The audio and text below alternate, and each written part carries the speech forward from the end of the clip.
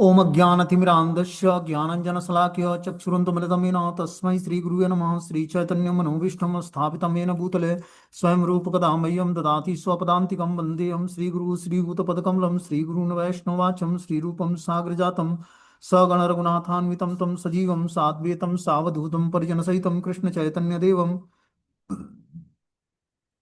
श्रीराधाकृष्णपादान् सगणललिता श्रीविशाखान्वितांश्च नित्यानन्दं नमस्तुभ्यं प्रेमानन्दप्रदायिते कलौ कल्मषानाशाय जानवेपते नमः।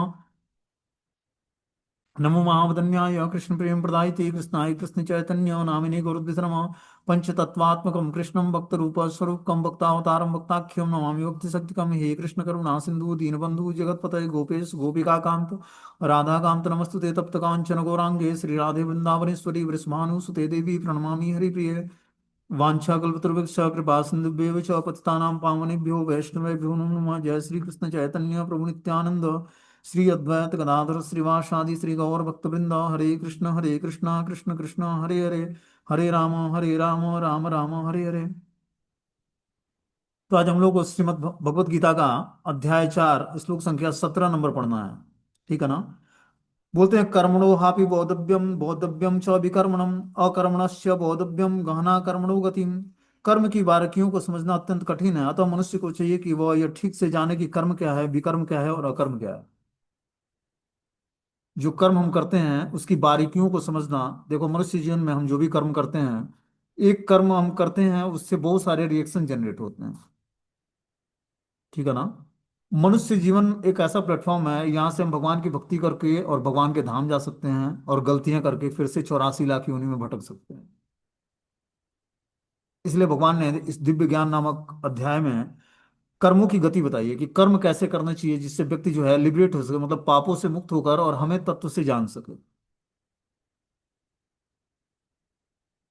इसीलिए भगवान ने भगवत गीता का ज्ञान दिया।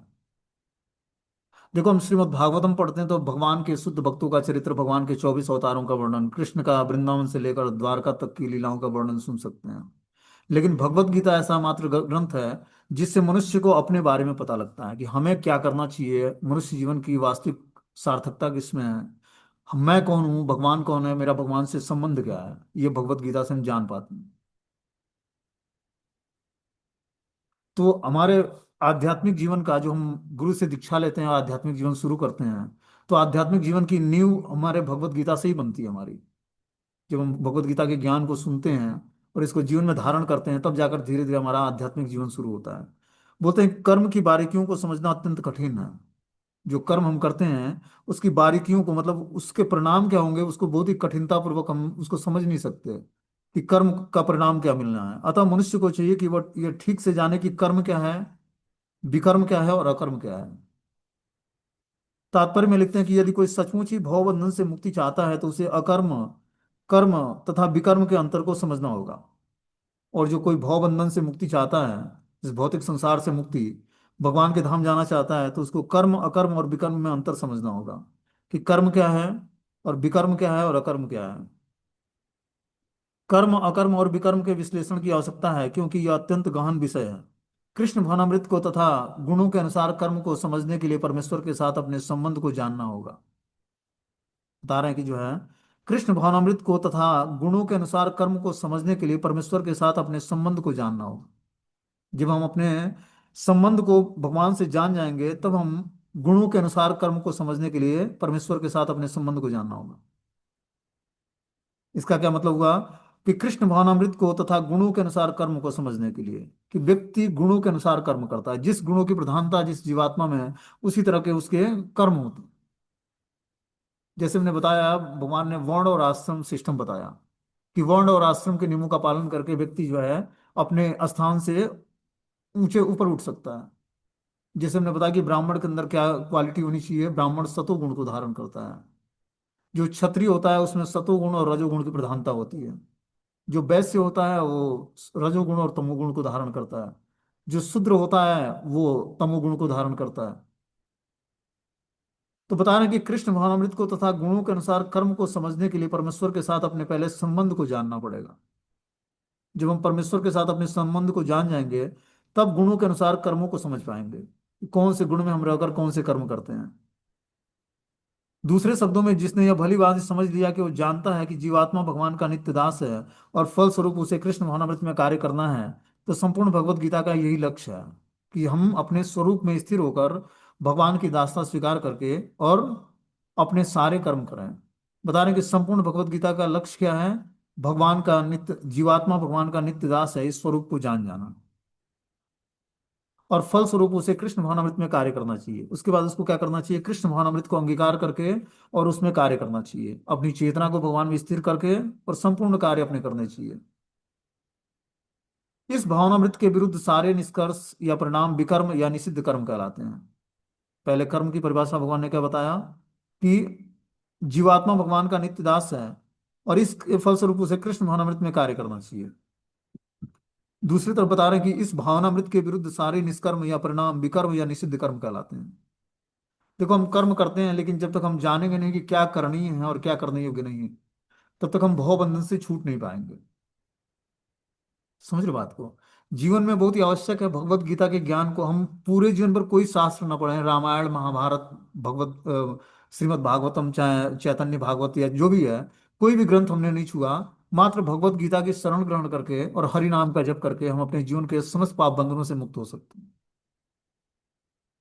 और भगवत गीता में भगवान ने लगभग 435 या 45 श्लोक बोले हैं, और सब श्लोक अलग अलग पात्रों ने बोले हैं। जैसे अर्जुन ने बोला, क्वेश्चन पूछा, संजय ने पूछा, धृतराष्ट्र ने एक श्लोक बोला। तो इस तरह से चार पात्र इसके मुख्य थे: धृतराष्ट्र, संजय, अर्जुन और भगवान कृष्ण। तो उनके बीच में 700 श्लोकों में बातचीत हुई। उस 700 श्लोकों को हम अपने जीवन में, जब हम आध्यात्मिक जीवन में प्रोग्रेस करते हैं, तो सारे श्लोक हमारे जीवन में कुछ न कुछ टाइम बाद हमें रियलाइज होंगे कि भगवान ने ये श्लोक इस समय बोला है। तो ये हमारे जीवन में आज रियलाइज हो रहा है। जैसे हम भगवत गीता के ज्ञान को सुनते हैं, तो ऐसा नहीं कि 700 श्लोक हमने सुन लिया तो अब हमारे जीवन में तुरंत वो अप्लाई होने लगेंगे, ऐसा नहीं है। ये पूरे जीवन की स्टोरी है हमारे। पूरे जीवन की नहीं, जितने जीवन में हम आध्यात्मिक प्रोग्रेस करना करके और जब तक भगवान के धाम नहीं जाएंगे, तब तक ये भगवत गीता का ज्ञान हमारे जीवन में अप्लाई होता रहेगा। एक एक श्लोक हमें भगवत धाम की तरफ बढ़ाने के लिए प्रोग्रेसिव करेगा। और इसको समझने का क्वालिफिकेशन क्या है? कि जितनी बार आप शुद्ध हो गए, जैसे जैसे आप शुद्ध होते जाओगे, वैसे वैसे एक एक श्लोक आपको रिवील होता जाएगा, आपके जीवन में प्रकट होते दिखाई देगा। जब आप भगवत गीता के आदेश का पालन करते हो, तब भागवतम के अनुसार आपका जीवन हो जाता है। समझ रहे हो बात को? भगवत गीता के आदेश का पालन करोगे तो श्रीमद् भागवतम के अनुसार आपका जीवन हो जाएगा। उसके किसी न किसी करेक्टर से, जो चैतन्य श्रीमद् भागवतम है, उसमें जो करेक्टर दिए हुए हैं, भगवान के शुद्ध भक्तों का जो चरित्र दिया है, उन शुद्ध भक्तों के चरित्र से आपका चरित्र मिलने लगेगा। उसके अलावा कोई करेक्टर है ही नहीं है जो भगवत धाम जाए। और कोई भी भगवत धाम चला गया, उसका करेक्टर ऐसा नहीं कि श्रीमद् भागवतम से मिलता जुलता ना हो। वो केस स्टडी बुक है। उसको पढ़ के हम जान सकते हैं कि हमारा जिस भी भक्त से हमारा चरित्र मिलता जुलता है, उसी पात्र को हमें फॉलो करके हम भगवत धाम जाएंगे। लेकिन कब मिलेगा? जब हम भगवान के शुद्ध भक्त बन जाएंगे। शुद्ध भक्त क्या होता है? अन्य अभिलाषिता शून्यम ज्ञान कर्माध्यानामृतम। अन्य अभिलाषाओं से जब व्यक्ति शून्य हो जाता है, मतलब उसके अंदर कोई अभिलाषा नहीं है, मात्र एक अभिलाषा है, क्या है? भगवान की अहेतु की अप्रतिहता भक्ति करनी, जिसमें उसका अपना कुछ हेतु ना हो, अपना कोई कारण ना हो। जैसे हम प्रहलाद महाराज के जीवन में देखते हैं, प्रहलाद महाराज ने कभी भगवान से ये प्रार्थना नहीं किया कि हमारा पिता जो है असुर है और हमें बहुत ही प्रताड़ित करता है। कितनी प्रताड़ना दिया प्रहलाद महाराज को, सर्पों से भरे कुएं में डाल दिया उनको, हाथी, जो पागल हाथी थे, उनके बीच में फेंक दिया, राज सिंहासन से नीचे ढकेल दिया, होलिका के साथ अग्नि में प्रवेश करा दिया, गर्म तेल में उबालने का प्रयास किया। मतलब एक भी ऐसा अत्र नहीं छोड़ा जिससे प्रहलाद महाराज मरे ना। लेकिन उनसे उन्होंने एक भी बार भगवान से प्रार्थना नहीं किया। वो नारायण के भक्त थे, लेकिन भगवान ने नरसिंह अवतार इसलिए लिया कि ब्रह्मा जी के आशीर्वाद की रक्षा करनी थी, इसलिए भगवान ने नरसिंह अवतार लिया। नहीं तो प्रहलाद महाराज नारायण के भक्त थे, क्योंकि वो नारद मुनि के शिष्य थे, और नारद मुनि के इष्ट आराध्य कौन है? भगवान नारायण है। इसलिए वो बीणा पर नारायण का नाम गुजार करते हैं। तो उन्होंने कभी भी प्रार्थना नहीं की प्रहलाद महाराज ने कि हे प्रभु हमारी रक्षा करना, हमारा पिता जो है असुर है। जबकि नरसिंह देव जब प्रकट हुए तो उन्होंने बोला कि हे प्रभु, हमारे पिता ने हमें इतना कष्ट दिया है, उनके उद्धार का कोई साधन बताइए आप, उनका कल्याण कैसे होगा। तो भगवान नरसिंह देव ने क्या बोला कि आपके जैसा जिसका पुत्र हो, उसके पिता को चिंता होगी उसके कल्याण की। तो माता पिता अगर जो भक्ति नहीं भी करते हैं, बच्चों की भक्ति से माता पिता का कल्याण हो जाता। इसलिए हमें ज्यादा माता पिता को प्रताड़ित नहीं करना कि आप भी भक्ति करिए, नहीं तो मैं घर में नहीं रहूंगा, चाहे जो भी समस्याएं हैं। और जो माता पिता भक्त नहीं भी हैं तो आप तीव्रता से भगवान की भक्ति में जुड़िए, ऑटोमेटिक उनका कल्याण हो जाएगा। क्योंकि माता पिता के कर्म से बच्चे का भाग्य बदलता है और बच्चे के कर्म से माता पिता का भाग्य बदल जाता है। एक, क्या बताया नरसिंह देव ने कि तुम अपने पिता की बात करते हो, तुम्हारे 21 पीढ़ियों का उद्धार हो जाएगा। कितने पीढ़ियों का? 21 पीढ़ियों का। 7 पिता के पक्ष का, 7 माता के पक्ष का और 7 पत्नी के पक्ष का। सोच लो, एक भगवान का कोई शुद्ध भक्त निकल जाता है तो अपनी 21 पीढ़ियों को तार देगा वो। तो चिंता किस बात की है तुम्हें? तुम अपने पिता की चिंता कर रहे हो। तो हमें हर परिस्थिति में क्या करना है? भगवान की शुद्ध भक्ति को कैसे प्राप्त करना है, इसके लिए प्रयास करना पड़ेगा। देखो, जैसे जैसे हम नाम, रूप, गुण, लीला, धाम का आश्रय लेंगे, हमारा जीवन धीरे धीरे पवित्र हो जाएगा। कभी आपने सोचा भी नहीं होगा कि हमारा जीवन ऐसा होगा। जैसे आपने कभी कल्पना भी नहीं किया होगा कि भगवत नाम का जप करके, गुरु का आश्रय लेकर, गीता भागवतम को पढ़कर हमारा जीवन में ऐसे बदलाव आने। आप साधारण अपने घर के परिवार के सदस्यों से अपनी तुलना करना कभी, तो आपकी स्थिति हमेशा उच्च रहेगी। आप जिस भी परिवार में, यहाँ तक कि कुत्ता खाने वाले व्यक्ति के परिवार में भी जन्म लेकर, व्यक्ति चांडाल परिवार में भी जन्म लेकर कोई भगवान की भक्ति करता है तो ब्राह्मणों से श्रेष्ठ वैष्णव बन जाता है। उसके अंदर 26 गुणों का कल्टीवेशन हो जाता है। तो हम लोग तो ऐसे परिवार से नहीं है जहां पर कुत्ते का मांस खाया जाता हो। ठीक है ना? तो क्या है कि भक्ति अपने आप में बहुत ही सुदृढ़ हथियार है जीवन को सुधारने का। बस इसको हमें तीव्रता से और बहुत ही गंभीरता से लेना होगा। जब तक हमारे अंदर ईगरनेस नहीं होगी भगवान की भक्ति के प्रति, ना कि नाम जप करना है, कथा सुननी है, शास्त्रों को पढ़ना है, कम सोना है, कम खाना है, लेकिन ज्यादा से ज्यादा स्पिरिचुअल एक्टिविटी करनी है। अपने प्रयास से हम अपने जीवन के पाप कर्मों से छुटकारा प्राप्त नहीं कर सकते हैं। मात्र एक ही उपाय है, भगवान का आश्रय लेना। हर परिस्थिति में जब हम भगवान का आश्रय लेंगे, तब हम अपने समस्त पाप कर्मों से छूट जाएंगे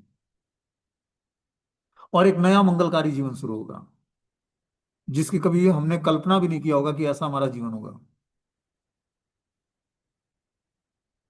समझ रहे बात को? मैं भी 12 साल पहले, 6 साल पहले दिल्ली के ट्रैफिक में था।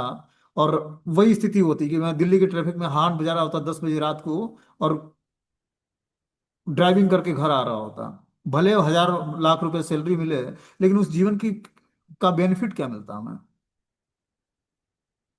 एक गंदे नाली के कीड़े के जैसा जीवन है। लेकिन भगवान ने क्या दिया? अपना भगवत धाम दिया, गुरु वैष्णव का आश्रय दिया। तो हमेशा भगवान के प्रति हमें थैंक्सफुल रहना चाहिए कि भगवान ने हमें बहुत कुछ दिया है, जो हमारी कल्पना से भी बाहर है। इस प्रकार भगवान को ग्लोरीफाई करके हम भक्ति में जीवन में आगे बढ़ सकते हैं। भगवान से डिमांड नहीं करनी है। शुद्ध भक्त यहाँ पर बता रहे हैं कि जो है, जो भगवान का शुद्ध भक्त बन जाता है वो भगवान से कुछ भी प्रार्थना नहीं करता, कुछ मांगता नहीं। वो अन्य अभिलाषाओं से शून्य हो जाता है। लेकिन अब जब तक हमारी ये स्थिति नहीं होती है, तब तक हम जो मांगना भी है तो कृष्ण से ही मांगना है। क्या बोलते हैं भगवान ने भगवत गीता में? अकाम सर्व कामो वा मोक्ष काम उदारधि तीव्रेण भक्ति योगेन यजेते पुरुषम परम। कि अकाम सर्व कामो वा, आपके अंदर बहुत सारी इच्छाएं हैं, या इच्छाओं से आप मुक्त हो। अकाम सर्व कामो वा, या मोक्ष की इच्छा है। तीव्रेण भक्ति योगेन, आपको तीव्रता से भक्ति योग के नियमों का पालन करना होगा। तब आप परम पुरुष को जान पाओगे। और समस्त इच्छाएं आपकी पूर्ण करने वाले हैं भगवान। इच्छाओं को शुद्ध कर देते हैं हमारे। पहले पूर्ण करते हैं, फिर शुद्ध कर देते हैं, फिर आपकी इच्छा ही नहीं होगी भगवान से कुछ मांगने की। यही कृष्ण की कृपा है। आप देवताओं के पास जाओगे तो देवता से जो डिमांड करोगे, माता दुर्गा से बोलोगे कि जो है बकरी चढ़ाऊंगा, बकरी चढ़ाते हैं ना कुछ लोग, कुछ लोग खीर चढ़ाते हैं, क्या क्या पता नहीं क्या क्या चीजें चढ़ाते हैं, तो वो डिमांड पूरी कर देती हैं। अब अगली बार जो डिमांड उनकी पूरी नहीं हुई, तो भक्त की डिमांड पूरी नहीं होगी। लेकिन कृष्ण के साथ ऐसा नहीं है। एग्जाम्पल आचार्यगण बताते हैं कि जो है, जैसे एक बच्चा है अपने पिता के पास आता है, बोलता है 5 रुपए दो पिताजी, मुझे सिगरेट लेना है। तो पिताजी पहले उसको पीटेंगे, फिर 5 रुपए भी नहीं देंगे, तुझे सिगरेट पीने को किसने बोला है। लेकिन वही बच्चा 5 रुपए लेकर दुकान पर जाता है, सिगरेट मांगता है दुकानदार से, तो दुकानदार सिगरेट दे देगा उसको पीने के लिए। वो एक बार भी नहीं पूछेगा कि आपको किसने बोला है सिगरेट पीने के लिए, आप अभी आप बच्चे हो। तो वही पिता, वही कृष्ण और देवी देवताओं में अंतर है, कि भगवान अपने भक्तों को वही वरदान देते हैं जिसकी योग्यता है उनके अंदर, लेकिन देवता बिना सोचे समझे वरदान दे देते हैं। इसलिए हमें देवी देवताओं की उपासना नहीं करनी है अब अनन्य भाव से भगवान कृष्ण से जुड़ जाना है। देवी देवताओं को रिस्पेक्ट प्रदान करना है, उनको प्रणाम करना है, लेकिन कृपा की याचना तो कृष्ण से करनी है। देवी देवताओं से आशीर्वाद की कामना करनी है कि आप हमें आशीर्वाद दें, जिससे हम भगवान की भक्ति में और दृढ़ता पूर्वक जुड़ जाएं। अब हम लोगों ने वैष्णव संप्रदाय में गुरु से दीक्षा ले लिया है, ठीक है ना, एक वैष्णव आचार्य से, एक परंपरागत ज्ञान से जुड़ गए हम लोग सभी लोग। तब हमें क्या करना चाहिए? दृढ़ता पूर्वक उनके आदेश का पालन। जो आध्यात्मिक गुरु है, वो स्वयं बलराम जी का ही स्वरूप है। उसकी स्थिति हमारे जीवन में देवताओं से भी सुपीरियर है। जो हमारा आध्यात्मिक गुरु है हमारे, वो उनकी स्थिति हमारे देवताओं से भी ज्यादा सुपीरियर है हमारे जीवन में। उन्हीं का आदेश हमें भगवत धाम ले जाएगा, न कि देवी देवताओं की उपासना। इसलिए अपने गुरु जी का आदेश पालन करना ही हर एक जीवात्मा का प्रथम धर्म है। उससे वो विचलित न हो।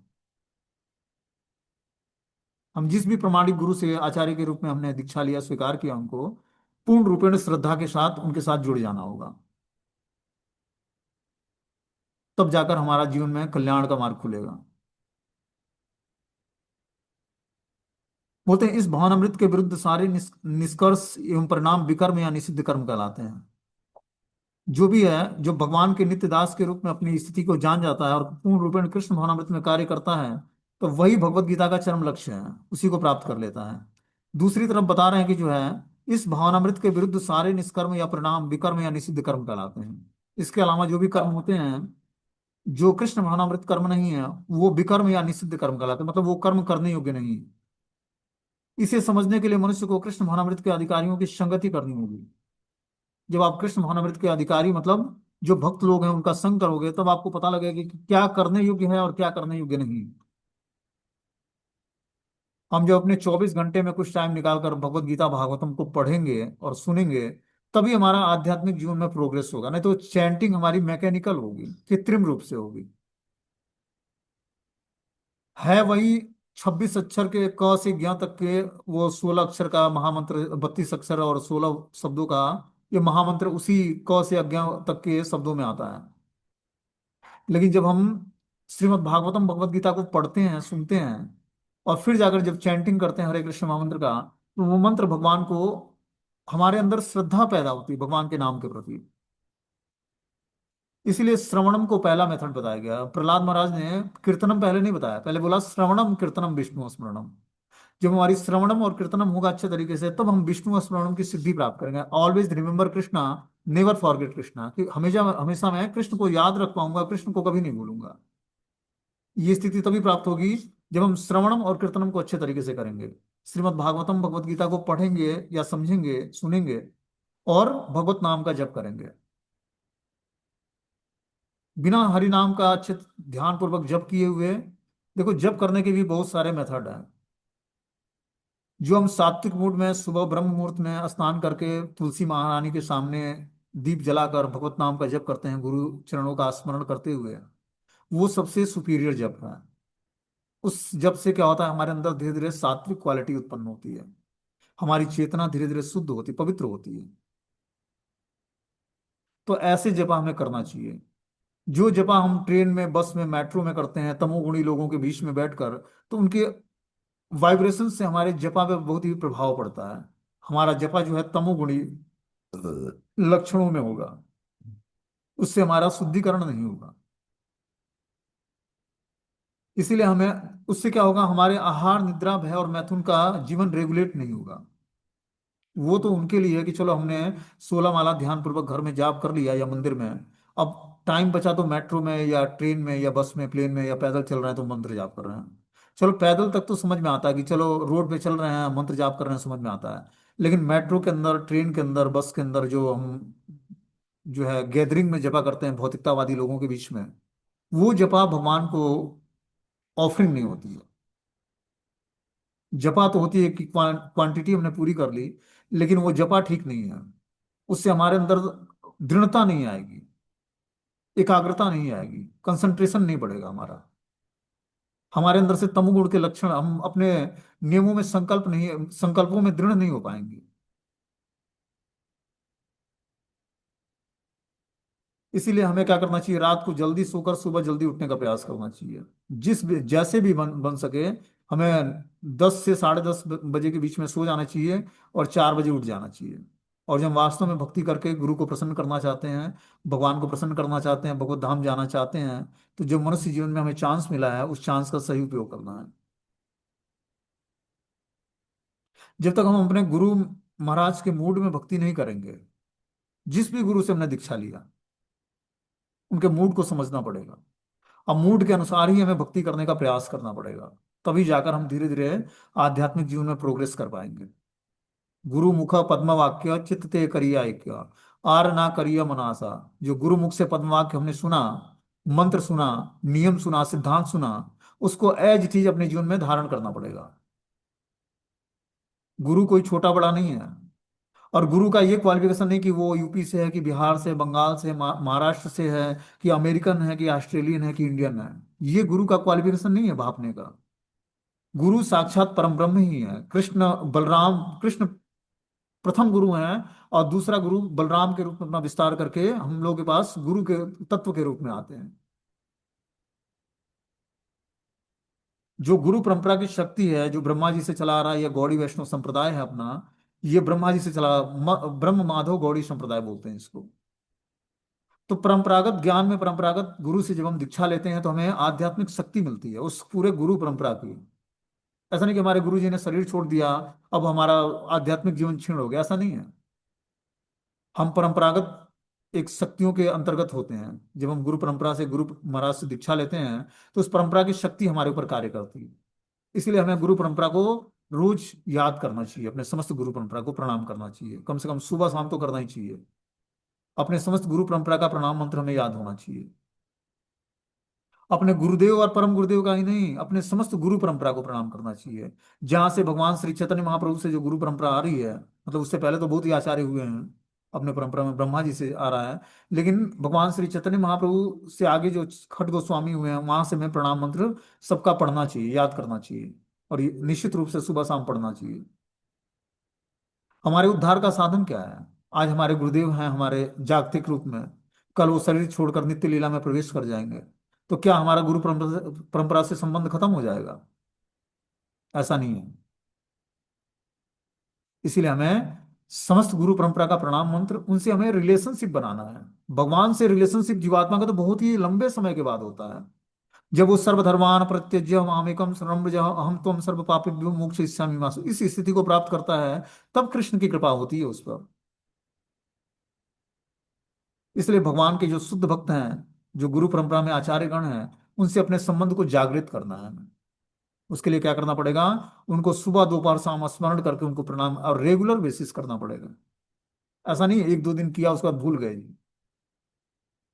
तब आपको लगेगा कि जैसे मान लो कि घर में दादाजी होते हैं, या दादाजी के पिताजी हैं, या पापा जी हैं, पिताजी हैं, तो कितना घनिष्ठता होता है, कितना घनिष्ठ रिलेशनशिप, और पिताजी से ज्यादा प्रेम दादाजी करते हैं।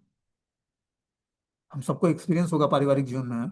तो क्या है कि जब हम इस तरह से अपने गुरु परंपरा पर आश्रय ग्रहण करते हैं, गुरु परंपरा का, तो हम पूर्ण रूपेण अपने को प्रोटेक्ट पाते, सुरक्षित पाते हैं और संतुष्ट रहते हैं। हमें फिर भटकने की जरूरत नहीं होगी। हम देखते हैं कि दीक्षा ले लेते हैं व्यक्ति और अलग अलग संप्रदायों में जाकर लेक्चर सुनते हैं, इनका भी सुन लिया, कुछ और महात्मा का सुन लिया, किसी और संप्रदाय में जाके सुन लिया। इसका फायदा क्या मिला आपको?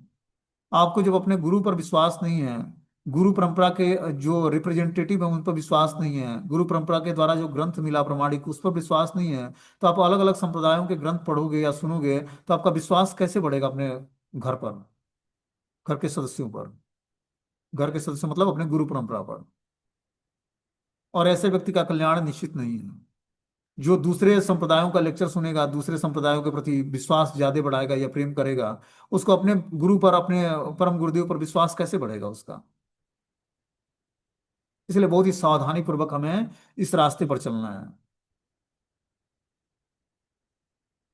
आगे बता रहे हैं कि कर्मण्य कर्म य पश्येद कर्मणि च कर्म य स बुद्धि माम मनुष्येषु स युक्तम कृत्य कर्म कृत। जो मनुष्य कर्म तथा में अकर्म और अकर्म में कर्म देखता है वह सभी मनुष्यों में बुद्धिमान है और सब प्रकार के कर्मों में प्रवृत्त रहकर भी दिव्य स्थिति में रहता है। क्या बताने कि जो मनुष्य कर्म में अकर्म और अकर्म में कर्म को देखता है वह सभी मनुष्यों में बुद्धिमान होता है और सब प्रकार के कर्मों में प्रवृत्त रहकर भी वह दिव्य स्थिति में होता है। देखो, हमने क्या बताया कि आध्यात्मिक रास्ते को स्वीकार करने पर हमें किसी पाथ को छोड़ना नहीं, कि हमने जॉब करना छोड़ दिया, बिजनेस व्यापार करना छोड़ दिया, माता पिता का रिस्पेक्ट करना छोड़ दिया, पति पत्नी की सेवा छोड़ दिया, बच्चों को छोड़ दिया, ऐसा नहीं है। इस रास्ते पर छोड़ना कुछ नहीं है, सबको भगवान से जोड़ देना है, फिर आपका जीवन मंगलकारी हो जाएगा। जो व्यक्ति आज आपको निग्लेक्ट करता है, जैसे ही भगवान आपको स्वीकार करेंगे वैसे ही सारे लोग आपको आपके फेवरेबल हो जाएंगे। बस अपने इंटेलिजेंस का प्रयोग करना है, गुरु के प्रति आश्रय बढ़ाना है। आपके जीवन में जितने भी नेगेटिव पॉइंट हैं, नेगेटिव फैक्टर हैं जो आपको डिस्टर्ब करते हैं, वो सारे फेवरेबल होने हैं कब? जब आप गुरु और वैष्णव का आश्रय लोगे, उनकी कृपा से ही हमारे जीवन में आध्यात्मिकता का समावेश होगा। कोई ये सोचे कि मैं अपने शिक्षा गुरु या दीक्षा गुरु से अलग होकर मैं अपना एक अलग दुनिया बना लूं और मैं माला जप लूं और भगवान को प्राप्त कर लूं, कभी संभव नहीं है। ये रास्ता कृपा सिद्ध प्रोसेस है। यहाँ पर कृपा की याचना करने हमारे बड़े बड़े आचार्य जो भक्ति विनोद ठाकुर जी, नरोत्तम दास ठाकुर जी, उन्होंने क्या किया? कृपा की प्रार्थना याचना किया, जबकि वो भगवान के शुद्ध भक्त थे। लेकिन उसके बाद भी उन्होंने कृपा की याचना की, अपने अनर्थों को भगवान के सामने बोला उन्होंने कि हमारे हृदय में अनर्थ, हृदय जो है अनर्थों से भरा हुआ है, आप हम पर कृपा करके हम पर क्या करें, ऐसी कृपा करें जिससे मैं अपने अनर्थों से छुटकारा प्राप्त करके और अपने गुरु और भगवान आपके प्रति अपना जीवन समर्पित कर पाऊं। तो इसके लिए क्वालिफिकेशन ये नहीं कि आप स्त्री शरीर में हो या पुरुष शरीर में हो तो बस पुरुष ही प्रार्थना करेगा, स्त्री प्रार्थना नहीं करेगी। स्त्री और पुरुष में कोई भेद नहीं है। भेद बस शारीरिक रूप से है, बस ऊपर जो कपड़ा हमने पहन रखा है वो स्त्री और पुरुष का है। शरीर के अंदर जो आत्मा, मन, बुद्धि, अहंकार है, सब वो उसी को पवित्र करके और भगवान को से अपनी कनेक्टिविटी बढ़ानी है। तो इसके लिए हमें क्या करना पड़ेगा? गुरु परंपरा के प्रति शरणागति व्यक्त करनी पड़ेगी। जितनी मात्रा में हमारा गुरु परंपरा के प्रति विश्वास बढ़ेगा उतनी मात्रा में हम भगवान के शरणागत होते जाएंगे और हमारा जीवन मंगलकारी होता जाएगा। बोलते हैं कृष्ण भावनामृत में कार्य करने वाला व्यक्ति स्वभावतः कर्म बंधन से मुक्त होता है। हम भौतिक संसार में देखते हैं व्यक्ति कर्म बंधन में बंधा होता है, लेकिन आध्यात्मिक संसार में ऐसा नहीं है। जब आप रेगुलर बेसिस ध्यान पूर्वक महामंत्र का जाप करोगे तो धीरे धीरे अपने समस्त कर्म बंधनों से मुक्त हो जाओगे। बोलते हैं कृष्ण भावनामृत में कार्य करने वाला व्यक्ति स्वभावतः कर्म बंधन से मुक्त होता है। अब जब आप कृष्ण भावनामृत में कर्म करोगे, कृष्ण भावनामृत में कर्म क्या होता है कि अपनी चेतना को भगवान में स्थिर कर देना और अपने सारे कार्य करना। ये क्वालिटी हमें डेवलप करनी पड़ेगी। अपनी चेतना को भगवान में स्थिर कैसे करेंगे? जब हम सुबह उठकर भगवान के नाम का जप करेंगे, सुबह उठकर भगवान को प्रणाम करेंगे, मंगला आरती करेंगे, तो धीरे धीरे हम भगवान को तत्व से जान पाएंगे और पूर्ण रूपेण कृष्ण भावनामृत के पाथ पर स्टेबल हो पाएंगे। हमारी चेतना भगवान में स्थिर हो पाएगी। तब हम अपने समस्त कर्म बंधनों से मुक्त हो जाएंगे। उसके सारे कर्म कृष्ण के लिए होते हैं, अतः कर्म के फल से उसे कोई लाभ या हानि नहीं होती है। वो जो भी कर्म करता है उससे अब उसको कोई लाभ या हानि नहीं होती है, वो कर्म के फलों से मुक्त हो जाता है धीरे धीरे, क्योंकि वो कृष्ण की प्रसन्नता के लिए कर्म करता है। फलस्वरूप वो मानव समाज में बुद्धिमान होता है, यद्यपि वह कृष्ण के लिए सभी तरह के कर्मों में लगा रहता है। अकर्म का अर्थ है कर्म के फलों के बिना। निर्विशेषवादी इस भय से सारे कर्म करना बंद कर देते हैं कि वह कर्म फल या उसके आत्म साक्षात्कार के मार्ग में बाधक न हो। तो जो निर्विशेषवादी होते हैं जो निराकार ब्रह्म के उपासक होते हैं वो अपने सारे कर्म बंद कर देते हैं। किस कारण से? कि कर्म करना बंद कर देते हैं कि कर्म फल उसके आत्म साक्षात्कार के मार्ग में बाधक न बने। लेकिन भक्ति में ऐसा नहीं है। किंतु सगुणवादी अपनी इस स्थिति से भली भांति परिचित होते हैं कि वो भगवान का नित्य दास है। अतः वो अपने आप को कृष्ण भावनामृत के कार्यों में तत्पर रखता है, क्योंकि सारे कर्म कृष्ण के लिए किए जाते हैं। अतः इन सेवाओं के करने से उसे दिव्य सुख प्राप्त होता है। जब हम अपने सारे कार्य भगवान की प्रसन्नता के लिए करेंगे, जॉब भी कर रहे हैं, बिजनेस भी कर रहे हैं, भगवत नाम का जप भी कर रहे हैं, परिवार का पालन पोषण भी कर रहे हैं, हर एक एक्टिविटी को भगवान से जोड़ देना है। सारा खेल क्या है? हमारे मन और बुद्धि का है। हमारे जो मंडेन माइंड है, मतलब भौतिक बुद्धि जो है, उसी को आध्यात्मिक करना है। अपने भौतिक कॉन्शियसनेस को स्पिरिचुअलाइज करना, आध्यात्मिक करना ही भक्ति है। और ये प्रोसेस हम तभी जान पाएंगे जब हम दृढ़ता पूर्वक हरि नाम का जप करेंगे। तो हरि नाम के जप से हमारा धीरे धीरे मन बुद्धि एकाग्र होने लगेगा। ये तुरंत नहीं होगा, कुछ दिन टाइम लगेगा, लेकिन इस प्रोसेस में बहुत ही पावरफुल है। ये प्रोसेस जो है अपने आप में बहुत ही पावरफुल है। जो हम दृढ़ता पूर्वक इस प्रोसेस को फॉलो करेंगे, तब हम जान पाएंगे कि कृष्ण भावनामृत में हम अपनी चेतना को स्थिर करके और निरंतर भगवान के स्मरण में कैसे लगा सकते हैं। और हर एक अपने जीवन में आ रही घटनाओं को, सुख और दुख, लाभ हानि, जीवन मरण में हम भगवान का प्रेजेंस देख पाएंगे। अभी क्या होता है, हमारे जीवन में जब शुभ घटना होती है तो हमें लगता है कि हमने किया है, इस कारण से हमें सुख मिल रहा है। कोई अशुभ घटना होती है तो लगता है कि भगवान के कारण ये हमें कष्ट मिल रहा है। उस समय हम भगवान का प्रेजेंस नहीं देख पाते हैं कि और जो हम उस परिस्थिति में भगवान का स्मरण कर लें, भगवान को देख पाए, निगेटिव परिस्थिति में जब हमारा जीवन में अनफेवरेबल कंडीशन आए, उस परिस्थिति में हम जान जाए कि भगवत कृपा है, तो निश्चित रूप से आपको भगवान की कृपा हो जाएगी। हमारे जीवन में आने वाले हर एक निगेटिव सिचुएशंस हमारे आध्यात्मिक जीवन में उछाल मारने का एक नया मौका है। लेकिन हमें क्या करना पड़ेगा? उस समय आश्रय लेना होगा कृष्ण का और गुरु का। जिस हिसाब से वो बोले हैं उस हिसाब से जब हम आश्रय लेकर भगवान की भक्ति को स्वीकार करेंगे, तो वो निगेटिव सिचुएशंस हमारे लिए बहुत ही आध्यात्मिक जीवन में प्रोग्रेस करने का एक माध्यम बन जाएगा। बोलते हैं अकर्म का अर्थ है कर्म के फल के बिना। निर्विशेषवादी इस भय से सारे कर्म करना बंद कर देते हैं कि कर्म फल से उसके आत्म साक्षात्कार के मार्ग में बाधा बाधा उत्पन्न होगी। बता रहे हैं अतः वो अपने आप को कृष्ण भावनामृत के कार्यों में जो भगवान का भक्त होता है, जो ये जानता है कि मैं भगवान का नित्य दास हूँ, बता रहे हैं कि अतः वह अपने आप को कृष्ण भावनामृत के कार्यों में तत्पर रखता है, क्योंकि सारे कर्म कृष्ण के लिए किए जाते हैं। अतः इस सेवा के करने से उसे दिव्य सुख प्राप्त होता है। जब वो सारे कर्म भगवान की प्रसन्नता के लिए करता है, तब वो दिव्य सुख को प्राप्त करता है। जो इस विधि में लगे रहते हैं वे व्यक्तिगत इंद्रिय तृप्ति की इच्छा से रहित होते हैं। कृष्ण के प्रति उसका नित्य दास्य भाव उसे सभी प्रकार के कर्म फलों से मुक्त कर देता है। जब वो अपने सारे कार्य जो है कृष्ण की प्रसन्नता के लिए करता है, दास्य भाव से, कि मैं जो भी कर्म कर रहा हूँ भगवान की प्रसन्नता के लिए है, तो वो धीरे धीरे अपने कर्म फलों से मुक्त हो जाता है। हमने क्या बताया कि मनुष्य जीवन एक ऐसा प्लेटफॉर्म है जहां से हम अपने कर्मों के बंधन से मुक्त हो सकते हैं, और नहीं तो कर्मों के बंधन में और बंध सकते हैं। और इसका मात्र एक उपाय क्या है? इस कृष्ण भावनामृत में जो प्रहलाद महाराज ने सिद्धांत बताया है, कि भक्ति के 9 मेथड बताए हैं। श्रवणम कीर्तनम विष्णु स्मरणम पाद सेवनम अर्चनम वंदनम दास्यम साख्यम आत्मनिवेदनम। तो देखो, श्रवणम कीर्तनम और विष्णु स्मरणम। जब हम श्रवण कीर्तन अच्छे तरीके से करेंगे तो हम विष्णु स्मरणम मतलब भगवान कृष्ण को हमेशा याद रखेंगे। पाद सेवनम अर्चनम वंदनम। पाद सेवनम में धाम की परिक्रमा करना, तुलसी महारानी की सेवा करना, श्री विग्रहों की सेवा करना, गाय ब्राह्मण वैष्णव की सेवा करना, ये सब पाद सेवनम के अंतर्गत आता है।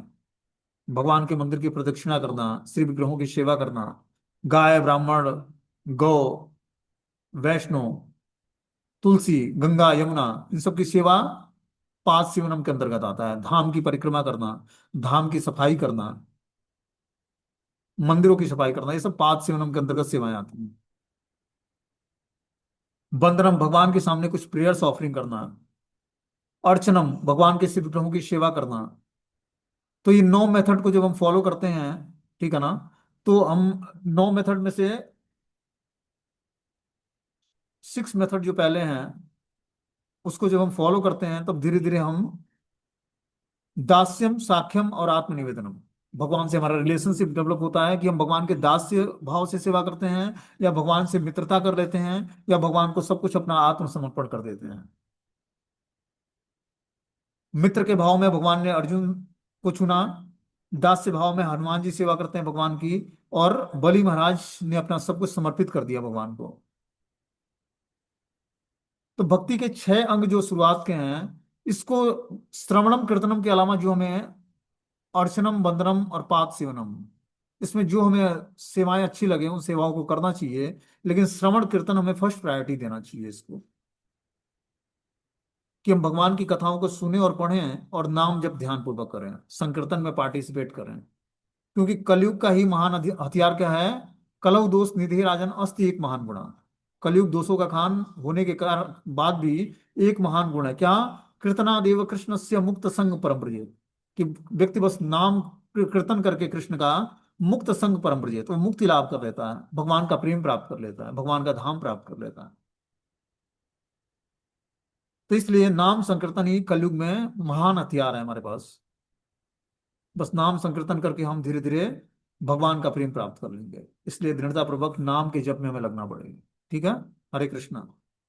कोई क्वेश्चन है तो आप लोग पूछ सकते हो, अभी 1.5 मिनट है।